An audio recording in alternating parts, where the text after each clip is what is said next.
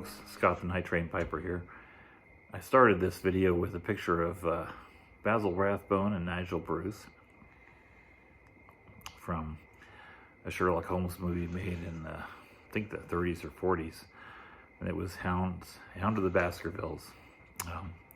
I grew up watching those guys, and so notice he's holding a pipe much like this one, bent billiard, not a calabash. So there was a long series of those two right through the wartime years. In fact, they had some really interesting Sherlock Holmes movies that were basically anti-Nazi propaganda too. So anyway, I enjoyed it a lot. One of my favorites. That's been remade a ton of times to Hound of the Baskervilles. But the reason I wanted to do this video is I wanted to show off a few items that I got at a thrift store today. So first I'm going to show you this book. This is a hymnal, Tabernacle Hymns number 3. So I'm always on the lookout for hymnals just because I play them. I love the old hymns, and I'm very interested in what mix of hymns are in different hymnals. So this is by the Tabernacle Publishing Company. You can see on the back there's a little stamp, TPC, in a circle. So I don't know much about this company. I looked them up, and they seem to be Methodist in origin, but they were from Chicago, Illinois. So the date on this book was 1950. But what I like about it is, number one, that it's really old and it's in great shape. But all the hymns in here are hymns that I grew up singing. I came from a Methodist tradition. It wasn't Methodist church, it was the Nazarene church, which comes, it's an offshoot of Methodist. So, but this book was like a $2 book. And maybe it's because it was a hymnal, I don't know, but it's in fantastic shape. You don't get these anymore, man. This is a sewn binding. So the sewn binding books, they take a number of pages. It'll be like 20-ish pages, and together, and they fold them, and then they sew those together. So there's a bunch of different groups of pages.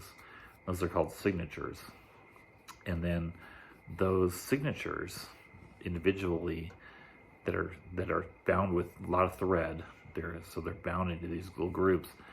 They're glued onto the binding separately, and then there's a paper inside here. So this paper is a durable paper. It's used to glue the whole thing together. The outside of this book is a cardboard or it's a very thick cardboard or possibly wood, but it's very durable, and it's covered with this color. This green is actually paper that was made and then hand folded onto the binding, I think. You can look at it, and the paper just kind of holds the paper on the cardboard, holds this durable paper, and then holds all these signatures together. And then to top it off, you can kind of see in there, I don't know, at the top of the binding, they put a little decorative, like a cloth, strain of cloth on the top that helps hold it together up and down. So, you know, a lot of books were made like this back in the day, but you never find something made with this kind of care now. Plus, it's got that cool little red coloration on the edges of the pages, you know, and just the green color on this binding. It's a wonderful book. So I love old books like that, so I had to pick that up. Second thing I got was a wire brush, wooden handle, a wire brush. It's skinny, so I can get it into places. You know, it's kind of in rough shape. You can see it was used a lot, but I've already used it, and so I like that. Got a handy hole too for hanging it on things. So don't think that's particularly vintage, but I just liked it, and it was really cheap, like $1 or something. So, but the pièce de résistance here, guys, was I found a pipe rack.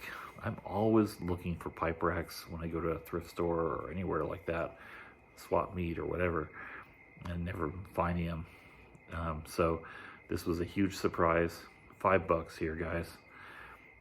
It doesn't have any maker's marks on it that I could find, but it's a 6-pipe pipe rack, and because it's got these open U's here, you can actually fit a pretty big pipe. It's about, I don't know, I'd say 4 inches top to bottom here. So this will be great for some of my larger pipes that don't fit in my existing pipe racks. It's just perfect. It's got some dings on it, little, you know, you can see some chips on the paint. It's a cherry wood finish. It's in great shape. It's really sturdy. Not super heavy, but it's not super light either. It's perfect. And I like the curve to it. So anyway, I'm gonna really use the heck out of it. I'm not sure if I'm gonna refinish it or just leave it like it is. The chips are pretty minor, so I don't know. I'll decide that later. So wonderful find there. Less than $10. I got all these things here. So great day here. And hey, I came home and watched some Sherlock Holmes. Watched him smoking a pipe, and I smoked my pipe too. And so I'm smoking this Deacon's Downfall, which I consider to be Deacon's Delight because it's so darn good. So that's it for me. I hope you all have happy smokes, and I'll talk to you all soon. Cheers.